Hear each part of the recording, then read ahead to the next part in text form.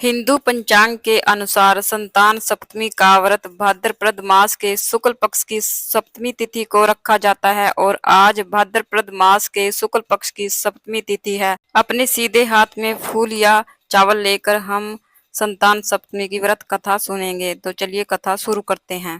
अमरपुर नगर में एक धनी व्यापारी रहता था। दूर दूर तक उसका व्यापार फैला हुआ था। नगर में उस व्यापारी का सभी लोग मान सम्मान करते थे। इतना सब कुछ होने पर भी वह व्यापारी अंतर्मन से बहुत दुखी था, क्योंकि उस व्यापारी का कोई पुत्र नहीं था। दिन रात उसे एक ही चिंता सताती रहती थी, उसकी मृत्यु के बाद इतने बड़े व्यापार और धन संपत्ति को कौन संभालेगा। पुत्र पाने की इच्छा से वह व्यापारी प्रत्येक सोमवार भगवान शिव की व्रत पूजा किया करता था। सायंकाल को व्यापारी शिव मंदिर में जाकर भगवान शिव के सामने घी का दीपक जलाया करता था। उस व्यापारी की भक्ति देखकर एक दिन देवी पार्वती ने भगवान शिव से कहा, हे प्राणनाथ, यह व्यापारी आपका सच्चा भक्त है। कितने दिनों से यह सोमवार का व्रत और पूजा नियमित कर रहा है। भगवान आप इस व्यापारी की मनोकामना अवश्य पूर्ण करें।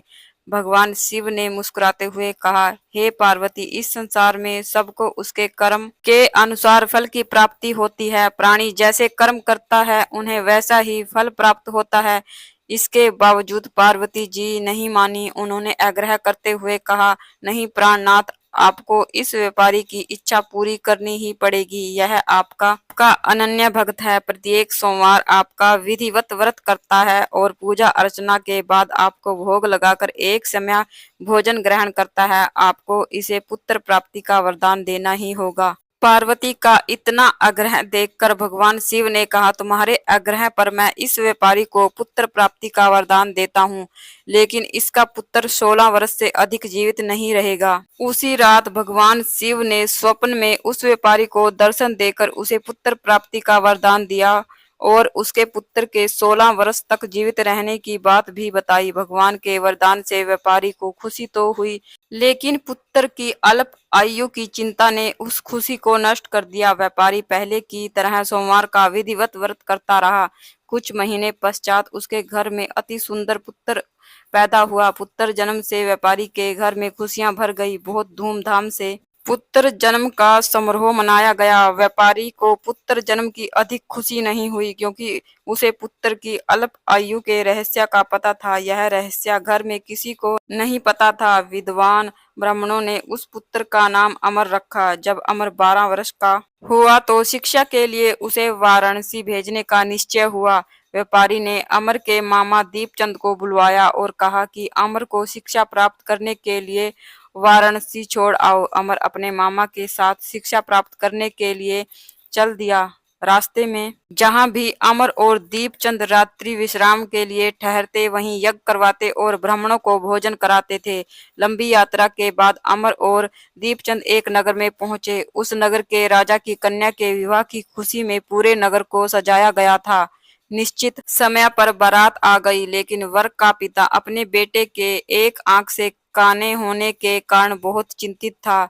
उसे इस बात का भय सता रहा था कि राजा को इस बात का पता चलने पर कहीं वह विवाह से इनकार ना कर दे, इससे उसकी बदनामी होगी। वर के पिता ने अमर को देखा तो उसके मस्तिष्क में एक विचार आया। उसने सोचा, क्यों ना इस लड़के को दूल्हा बनाकर राजकुमारी से विवाह करा दूं।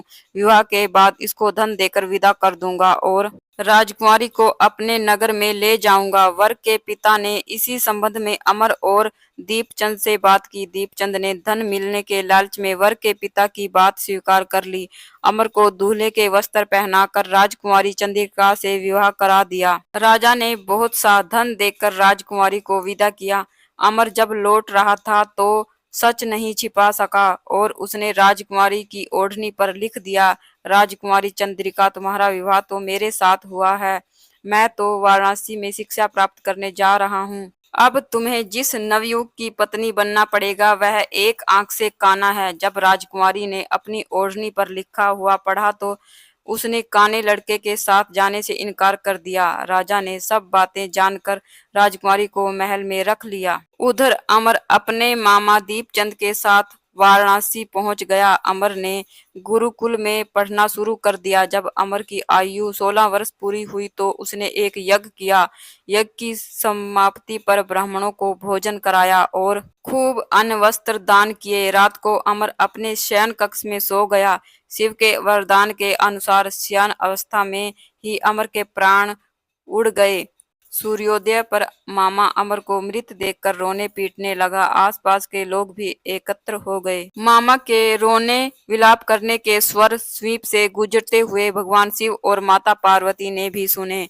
पार्वती जी ने भगवान शिव से कहा, प्राणनाथ, मुझसे इसके रोने के स्वर सहन नहीं हो रहे। आप इस व्यक्ति के कष्ट अवश्य दूर करें। भगवान शिव ने पार्वती जी के साथ अदृश्य रूप में समीप जाकर अमर को देखा तो पार्वती जी से बोले, पार्वती, यह तो उसी व्यापारी का पुत्र है। मैंने इसे 16 वर्ष की आयु का वरदान दिया था। इसकी आयु तो पूरी हो गई है। पार्वती जी ने फिर भगवान शिव से निवेदन किया, हे प्राणनाथ, आप इस लड़के को जीवित करें, नहीं तो इसके माता पिता पुत्र की मृत्यु के कारण रो रो कर अपने प्राणों को त्याग देंगे। इस लड़के का पिता तो आपका परम भक्त है, वर्षों से सोमवार का व्रत करते हुए आपको भोग लगा रहा है। पार्वती के आग्रह करने पर भगवान शिव ने उस लड़के को जीवित होने का वरदान दिया और कुछ ही पलों में वह जीवित होकर उठ बैठ गया।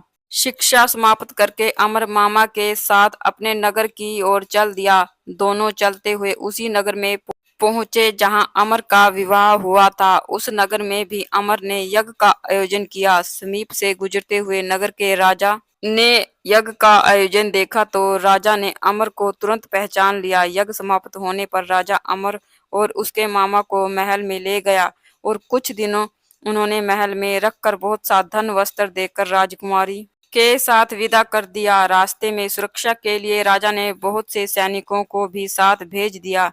दीपचंद ने नगर में पहुंचते ही एक दूत को घर भेजकर अपने आगमन की सूचना भेजी। अपने बेटे अमर के जीवित वापस लौटने की सूचना से व्यापारी बहुत प्रसन्न हुआ। व्यापारी ने अपनी पत्नी के साथ स्वयं को एक कमरे में बंद कर रखा था। भूखे प्यासे रहकर व्यापारी और उसकी पत्नी बेटे की प्रतीक्षा कर रहे थे। उन्होंने प्रतिज्ञा कर रखी थी कि यदि उनके अपने बेटे की मृत्यु का समाचार मिला तो दोनों अपने प्राण त्याग देंगे। व्यापारी अपनी पत्नी और मित्रों के साथ नगर के द्वार पर पहुंचा। अपने बेटे के विवाह का समाचार सुनकर पुत्र वधू राजकुमारी चंद्रिका को देखकर उसकी खुशी का ठिकाना ना रहा। उसी रात भगवान शिव ने व्यापारी के स्वप्न में आकर कहा, हे श्रेष्ठी, मैंने तेरे सोमवार के व्रत करने और व्रत कथा सुनने से प्रसन्न होकर तेरे पुत्र को लंबी आयु प्रदान की है। व्यापारी बहुत प्रसन्न हुआ। सोमवार का व्रत करने से व्यापारी के घर में खुशियां लौट आई। शास्त्रों में लिखा है कि जो भादो मास में शुक्ल पक्ष की सप्तमी तिथि को संतान सप्तमी का व्रत करता है उसे कभी भी संतान से संबंधित कोई भी दुख झेलना नहीं पड़ता है। तो बोलिए भोलेनाथ माता पार्वती की जय, गणेश भगवान की जय।